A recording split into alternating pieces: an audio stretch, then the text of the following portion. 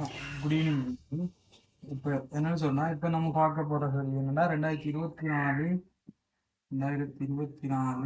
Zonal level next fees குரூப்பா grade 11க்கான பார்க்க போறோம். சரிதானே? 2024 zonal level next fees grade 11க்கானது. பாருங்க பிள்ளைகள், முதலாவது கேள்வி என்ன சொல்லியிருக்காங்கன்னா, விடையாக 5 பெற -8 இருந்து கழிக்க வேண்டிய விடையாக 5 எடுக்கணுமா, அதுக்கு -8 இருந்து எத்தனையோ கழிச்சா 5 வரும். சரிதானே? இது சும்மா நார்மலா செய்ய வேண்டியது. -8 பாருங்க, -8 இருந்து நீங்க கழிக்க வேண்டிய நெக்ஸ்ட் இருந்து விடை என்ன, 5 உங்களுக்கு வரும். அதானே உங்களுக்கு தந்தது. இப்ப -x அங்கால போன என்னவா மாறும், +x மாறும். 5 சக x -8 விட வரும். இப்ப என்ன செய்யலாம், நீங்க சக 5 கொண்டு இஞ்சால கொண்டு கழிச்சு விட்டீங்கன்னா எக்ஸாம் என்னென்று வரும், எக்ஸாம் சக 13 விட வரும். அப்ப நீங்க என்ன அதுக்குரிய விட -8 இருந்து கழிக்க வேண்டிய விட சய 13.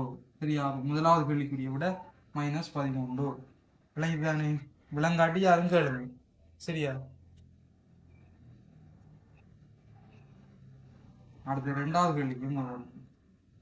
இப்ப 2வது கேள்வி கேட்டிருக்காங்க. 2வது பிள்ளைகள் 23 பாகை -2y என்பதன் மிகை நிரப்பு கோணத்தை கேட்டிருக்காங்க.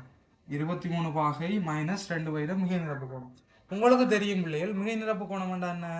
மிகை நிரப்பு கோணம் என்றது 180 பாகையிலிருந்து கழிச்சு வார கோணம். சரியா? அப்ப என்ன செய்வீங்க, அப்போ 180 பாகையிலிருந்து இந்த 23 சை 2 வகையை கழிக்க போறீங்க. ஒன்றுமே செய்ய தேவையில்லை. இப்ப இதை அடைப்பு நிற்கிறேன் நான். 180 சயதர சக சய 23 சயதர சய சக 2 வகை போது. இப்ப எண்களை என்ன செய்யலாம், இங்க கழிச்சு விடலாம். 180ல 23 போனா 157 பாகை சக 2 வகை என்று வரப்போகுது. வெண்ணவிலையில் விட 157 பாகை சக 2 வகை என்றுதான் இவருக்கான மிகை நிரப்பு கோணம். சரியா? இதை தாங்க 2வது கேள்வி. விளைந்தானே? இப்ப அடுத்ததா இதை எழுதி முடிக்க முதல்.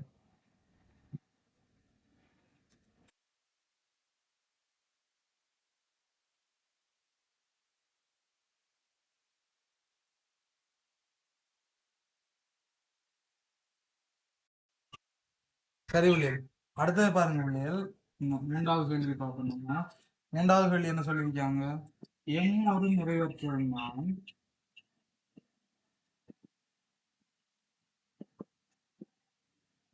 அதோட முழுவன்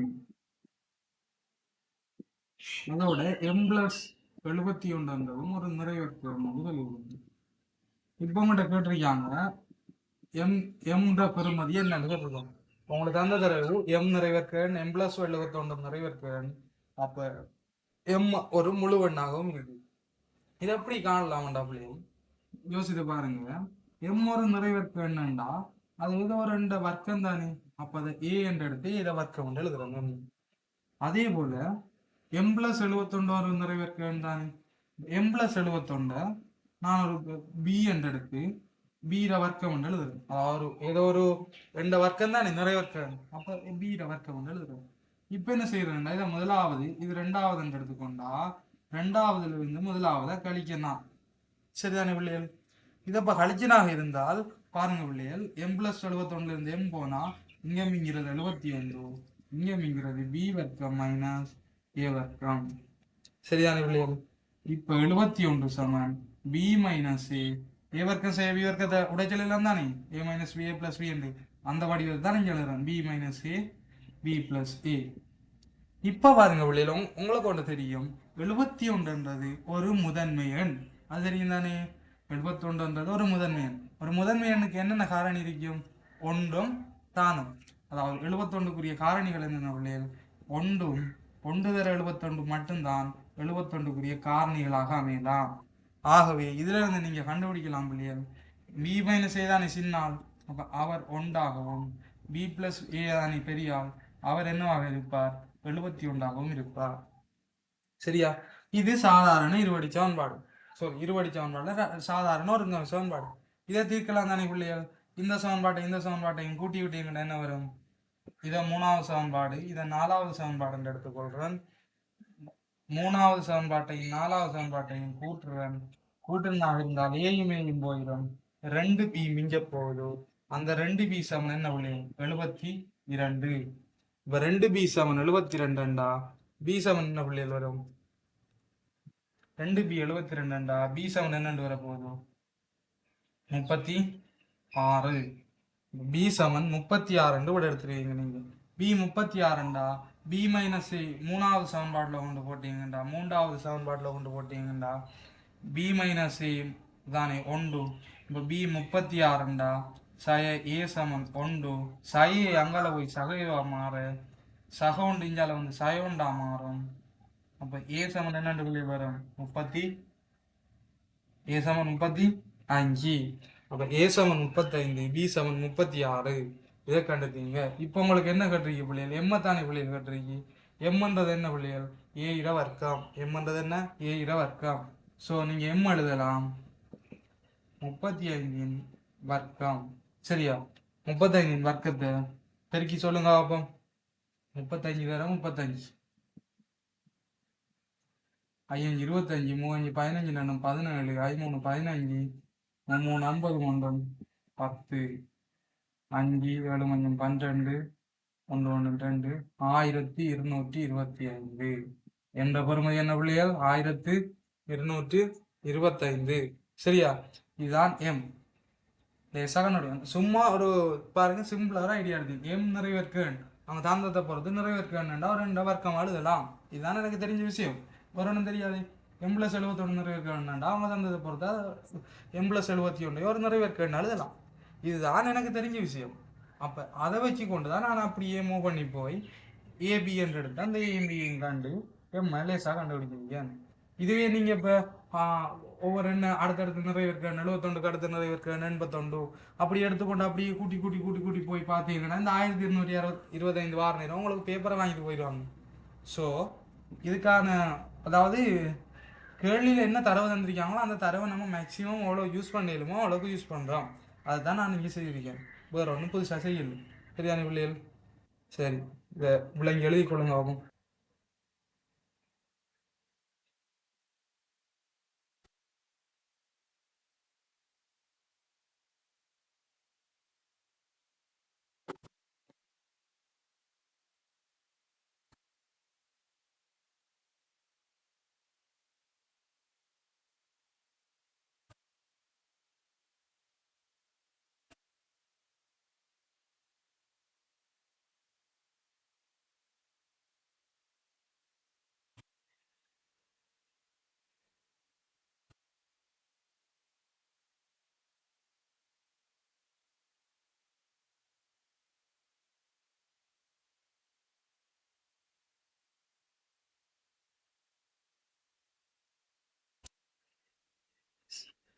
சரியா பிள்ளைகள்? எழுதிப்பீங்கன்னு நினைக்கிறேன்.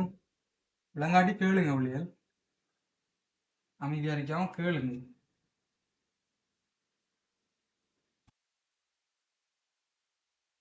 டாக்டர்லண்டா எனக்கு வாட்ஸ்அப்பில் போட்டால் நான் கிளியர் பண்ணி விடுவேன்.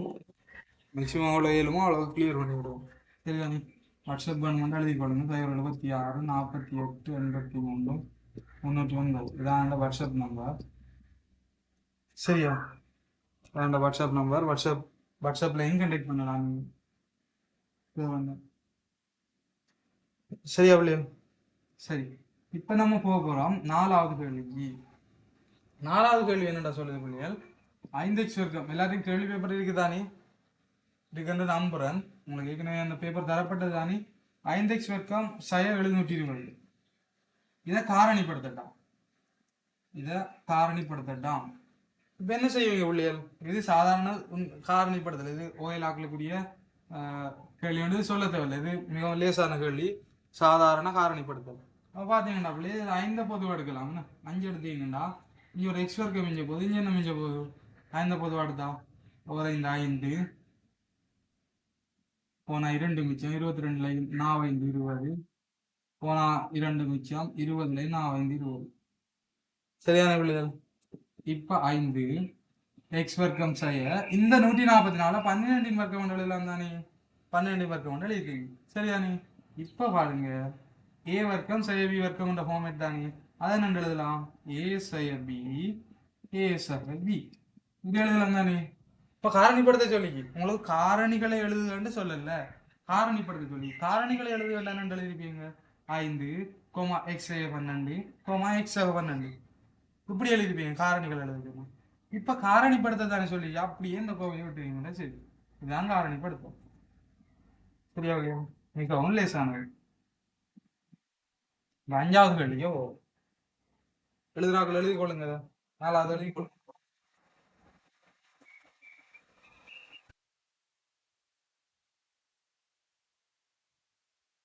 சரியா இல்லையா, சரியா. 5வது கேள்வி பாருங்க, 52வது செவ்வக எண். சரியா, 52வது செவ்வக எண். 52வது செவ்வக எண் தான் உங்களுக்கு தேவை.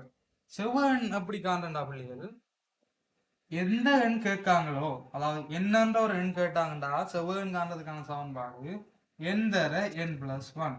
இவ்வளவுதான், சிம்பிள், வெரி சிம்பிள். இப்போ பாருங்க 52வது செவ்வக எண் தானே, 52 தர 52 அடுத்த எண் என்ன, 53. 52 தர 52 அடுத்த எண் என்ன, 53. பிறகு என்ன விளைவு வரும், 52 53 பேருக்கு சொல்லுங்க ஆகும்.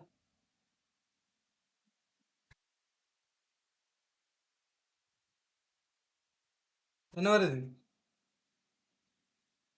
52 53 பேருக்கு ஆகும்.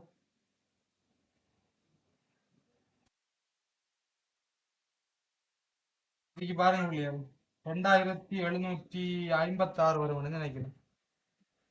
சரியா, அப்ப 2756 இதான புரிய விட. சும்மா லேசானது. செவ்வகம் என்ன தெரிஞ்சுங்கன்னா சரி, எந்த n + 1 தான் என்ன செவ்வகம். சதுர எண்ணா என்ன ஓடுவீங்க, சதுர எண்ணா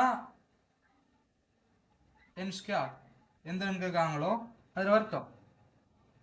சரியா, சதுர தெரியும் தானே இல்லையா.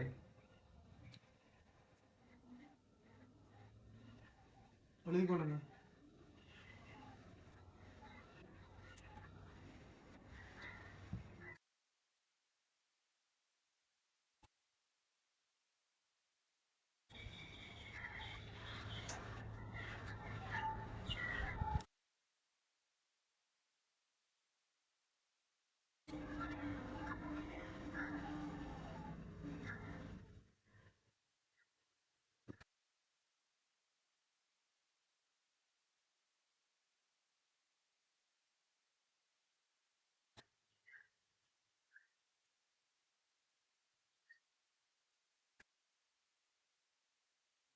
அழிக்கணும், அழிக்க முடியும்.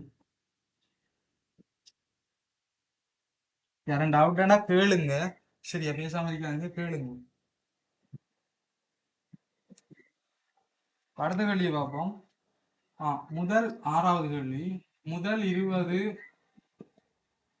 சதுர எண்களின் கூட்டுத்தொகை. பிள்ளைகள் இதெல்லாம் ஷார்ட்கட் இருக்குது பிள்ளைகள், உங்களுக்கு ஏற்கனவே நான் சொல்லியிருக்கேன்னு நினைக்கிறேன். சதுர எண்களோட கூட்டுத்தொகை காண்றதுக்கான ஒரு சமன்பாடு சொன்னேன் என்ன, n தர n சக 1 தர 2n + 1 × 6. இதுதான் சதுர எண்களோட கூட்டுத்தொகைக்கான சமன்பாடு.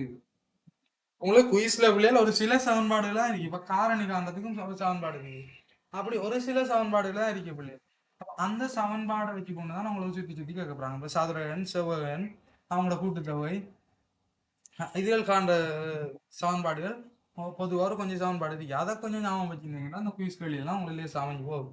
சரியா, இதெல்லாம் பிள்ளைகள் நீங்க இப்போ ஓ லெவல் நினைச்சு கொள்ளலாம். ஓ லெவல் குயிஸுக்கு ஏ லெவல்ல வந்து இந்த குயிஸ் கேள்வி எல்லாம் ஏ லெவல்ல உங்களுக்கு கணக்குகளை சால்வ் பண்றதுக்கு, அதாவது சுருக்கல் ஸ்டெப்புகளை குறைச்சி கொள்றதுக்கு இது ஹெல்ப் பண்ணும். சரியா, அது பிசிக்ஸ்ல எல்லாம் ஏ லெவல்ல சுருக்கல் தான் மெயின். அப்ப சுருக்கலை எவ்வளவு ஸ்பீடா செய்யலுமோ அந்த அளவு நீங்க ஏ லெவல்ல ஸ்கோர் பண்ணி கொள்ளலாம் பிசிக்ஸ்ல. சரியா, அப்ப அந்த சுருக்கலுக்கெல்லாம் உங்களோட இந்த குயிஸ் நாலேஜ்கள் உதவும். இதுகளெல்லாம் கொஞ்சம் ஞாபகம் வச்சு கொள்ளுங்க. வெறுமனே எக்ஸாம் கண்டு படிக்காம குயிஸ் நாலேஜ் எல்லாம் எடுத்துக்கொள்ளுங்க. சரியா, குயிஸ்ல அருமை உங்களுக்கு ஏ லெவலுக்கு வந்தது பிறகு விளங்கும். நீங்க அந்த குயிஸ்ல செய்த ஐடியாவெல்லாம் அங்க ஈஸியாக சூஸ் பண்ணி சுருக்கலில் செய்வீங்க நீங்கள் சரியா. அப்போ மற்றாக்களை விட உங்களுக்கு அந்த டைம் மிச்சப்படுத்தப்படும். டைம் தான் லெவலில் ஒரு பிரச்சனை. இப்போ அதை உங்களுக்கு சால்வ் ஆகிடும் சரிதானே. இப்போ பார்த்தீங்கன்னா முதல் 20 சதுரங்களோட கூட்டுத்தொகை கேட்டிருக்காங்க. இப்போ நான் என்ன செய்ய போகிறேன், அப்படியே சமன்பாடில் ஒன்று போட போகிறேன். முதல் 20 தானே, என்னன்றது 20 தர n+1 21 2n+1. அப்போ 2 தர 20 40 40 மட்டும் பண்ண 41, அதான் 2n+1 சரிதானே. 2n என்பது 2 தர 20 40 சகம் 41 இது 6. இதை பாருங்க வழியில் எளிதாக சுருக்கலாம். இதை 3ஆல் சுருக்கினா 2 முறை, இதை 3ஆல் சுருக்கினா 7 முறை சரிதானே. இதை 2ஆல் சுருக்கினா 1 முறை, இதை 2ஆல் சுருக்கினா 10 முறை. இப்போ பெருக்கி விட்டீங்கன்னா சரிதானே பிள்ளை. 7 தர 41 என்ன பிள்ளை, 7 தர 41 தர 10, 7 தர 41 7 28 287 287 சைவரம் 2870 வரும்.